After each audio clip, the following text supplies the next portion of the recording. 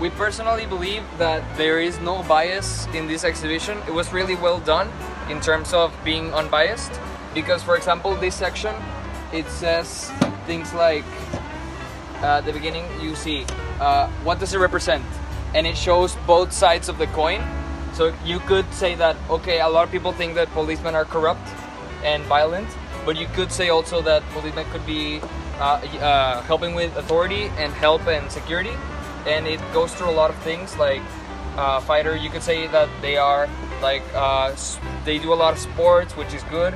They're cultural, they're an artist, or you could say that they're violent. So there's like two sides of the coin, and you could see this throughout the entire exhibition. Like it puts it in a way that you can make your own opinion. So the purpose of this exhibition is to reflect and then act. So as we can see here, they're talking about Mexico and how poverty and despair have predominated the whole country, but they're also talking about how injustices have been prevalent around the world.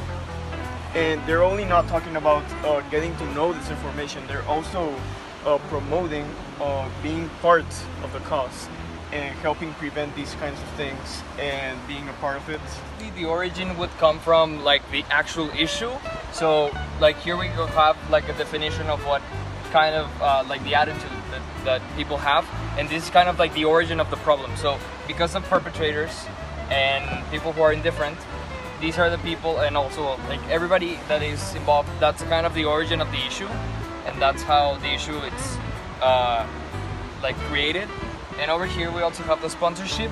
So this was sponsored by the Embajada de la República Federal de Alemania, Ciudad de Mexico, and that's the sponsorship that created like this project and exhibition. Of the Second World was the Rwanda genocide. There was a civil war between the Tutsi power and the Hutus power, and it was sadly one of the biggest genocides in the world.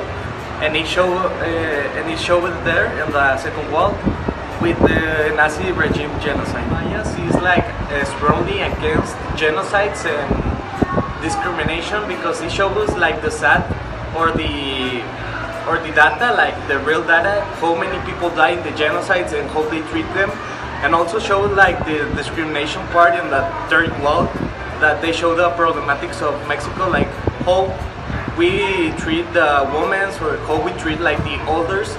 And I think this is strongly against the problematics and the genocides.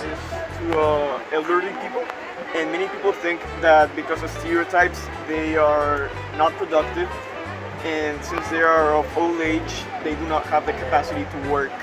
But majority of the people are wrong, because a lot of old people can have a lot of wisdom and experience they can use for their job.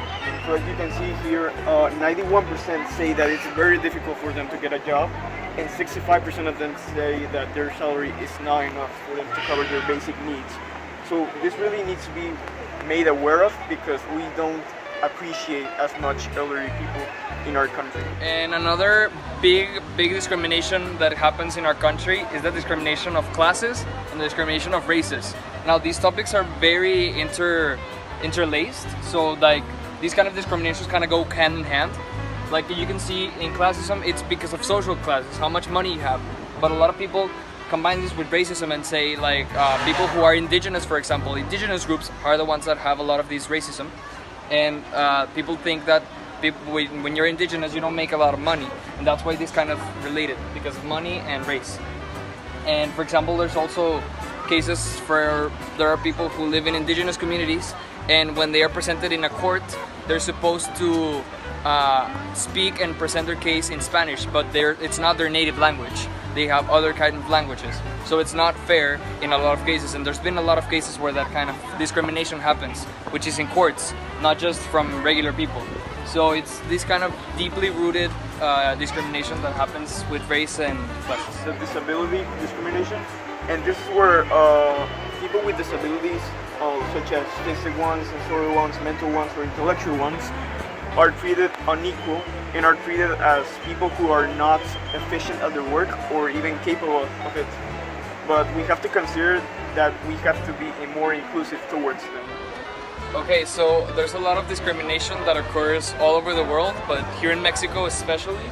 For example, discrimination of people who are part of the LGBTTI community. And well, although these motivations could be for any reasons, like religious or else, like it happens all around the world, and a lot of people who have these kind of feelings are backed up by institutional stuff. Like there's laws that prevent people from these group to have to experience their life like a normal person. So like there's things that the government does that also hinders these people's like ability to live in a good way.